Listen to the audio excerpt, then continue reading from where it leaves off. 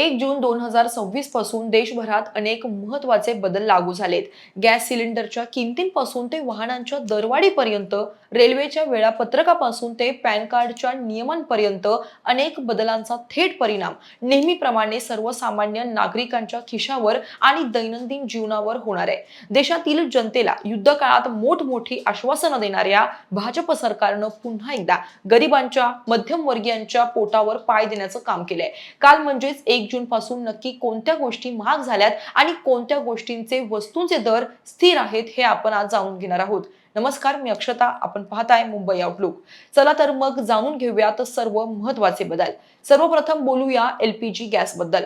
घरातील स्वयंपाक घरापासून ते रस्त्यावरील पाणीपुरीचा ठेला, लहान दुकाने ते मोठे हॉटेल्स इथं एलपीजी गॅसचा वापर होतो. 1 जूनच्या सकाळी पुन्हा एकदा एलपीजी सिलेंडरच्या दरात वाढ करण्यात आली. 5 किलो छोट्या व्यावसायिक सिलेंडरच्या किमतीत 11 रुपयांची वाढ झाली आहे. यामुळे आता दिल्लीत हा सिलेंडर तब्बल 821 रुपयांना मिळतोय. 5 किलोच्या या व्यावसायिक गॅसची किंमत वाढवल्यामुळे आता अनेक खाद्यपदार्थ महाग होण्याची शक्यता वर्तवली जाते. गेल्या काही दिवसांपासून इंधन आणि गॅसच्या किमतींमध्ये सातत्याने वाढ होत होती. व्यावसायिक 19 किलोच्या सिलेंडरच्या किमतीत 42 रुपयांची वाढ झाली असून मुंबईत त्याची किंमत आता 3067 रुपये 50 पैसे इतकी झाली आहे. या सगळ्यात एकच गोष्ट दिलासादायक आहे, ती म्हणजे 14.2 किलोच्या घरगुती गॅस सिलेंडरची किंमत सध्या 912 रुपये 50 पैशांवर स्थिर ठेवण्यात आली आहे. केंद्र सरकारच्या पेट्रोलियम आणि नैसर्गिक वायू मंत्रालयानं गॅस कनेक्शन बाबत 1 जून पासून एक मोठा बदल केलाय. या नवीन नियमानुसार ज्या घरांना पीएनजी म्हणजेच पाईप गॅस मिळेल त्यांना आता 30 दिवसांच्या आत एलपीजी कनेक्शन परत करावं लागणार आहे. मात्र ग्राहकांच्या सोयीसाठी भारत गॅस आणि एचपी गॅस यांसारख्या कंपन्या कनेक्शन ट्रान्सफर या प्रणाली अंतर्गत लोक सध्या त्यांचे एलपीजी कनेक्शन सरेंडर करू शकतात. नंतर पीएनजी नसलेल्या भागांमध्ये स्थलांतरित झाले तर त्यांचे एलपीजी कनेक्शन पुन्हा कनेक्ट देखील करू शकतील. सोमवारी आठवड्याच्या पहिल्याच दिवशी मारुती सुझुकी आणि होंडाय मोटर इंडियाच्या गाड्यांच्या किमती वाढत्या उत्पादन खर्चामुळे वाढवल्या गेल्यात. मारुती सुझुकीच्या सर्व मॉडेल्सच्या किमती जून पासून 30,000 रुपयांनी वाढवणार असल्याची घोषणा आधी करण्यात आली होती. अरेना आणि नेक्सा डीलरशिपद्वारे विकल्या जाणाऱ्या सर्व गाड्यांवर ही दरवाढ लागू झाली आहे. तर Swift, Dzire, Ertiga, Brezza, Baleno, Fronx, Grand Vitara आणि इको यांसारख्या लोकप्रिय गाड्यांचा यात समावेश आहे. होंडाय मोटर इंडियानेही आपल्या संपूर्ण पोर्टफोलिओमध्ये 12,800 रुपयांपर्यंत दरवाढ जाहीर केली आहे. भारतीय रेल्वेनं जून 2026 पासून अनेक नवीन बदल केले.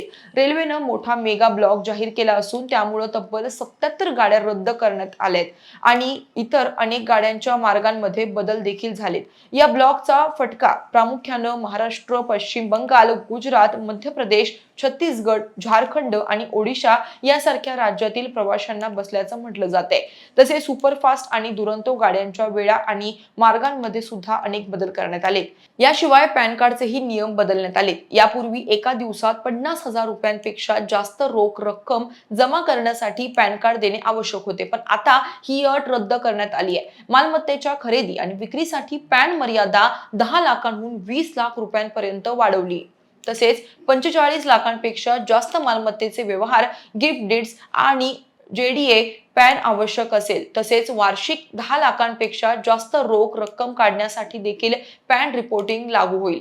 1 जून 2026 पासून नवीन व नवीकरणीय ऊर्जा मंत्रालयानं सौर पॅनलसाठी नियम लागू केलेत. या नियमांनुसार आता सबसिडी, सरकारी योजना आणि नेट मीटरिंगसाठी केवळ अधिकृत सरकारी यादीतील सौर पॅनेल आणि सौर पेशी वापरणे बंधनकारक करण्यात आले आहे. उदाहरणार्थ पीएम सूर्य घर योजना, पीएम कुसुम सरकारी प्रकल्प, ओपन ऍक्सेस आणि नेट मीटरिंगसाठी फक्त ALMM यादीत समाविष्ट असलेल्या कंपन्यांचे सौर पॅनल वापरणे आता अनिवार्य आहे. देशांतर्गत उत्पादनाला चालना देण्यासाठी व चीनवरील अवलंबित्व कमी करण्यासाठी हे पाऊल उचलण्यात आल्याचं म्हटलं जातंय.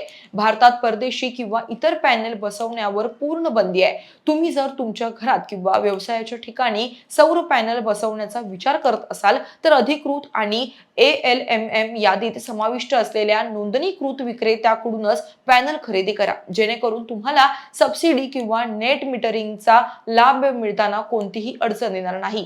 गेल्या महिन्यात अनेक बँकांनी एटीएम आणि बँकिंग नियमांमध्ये बदल केले होते, तर आता 1 जून पासून काही बँका एटीएम व्यवहार शुल्क तसेच मोफत व्यवहार मर्यादा आणि कॅश विड्रॉलच्या नियमांमध्येही बदल करणार आहेत. एप्रिल 2026 पासून एचडीएफसी बँकेने मोफत एटीएम मर्यादेमध्ये यूपीआय एटीएम मधून रोख रक्कम काढण्याचा समावेश केलाय, तर पंजाब नॅशनल बँकेने काही डेबिट कार्ड मधील दैनंदिन रोख रक्कम काढण्याची मर्यादा कमी केली आहे. 1 जून 2026 पासून करण्यात आलेल्या या बदलांविषयी तुम्हाला माहित होतं का? आणि याविषयी तुमचं मत काय? कॉमेंटमध्ये नक्की सांगा.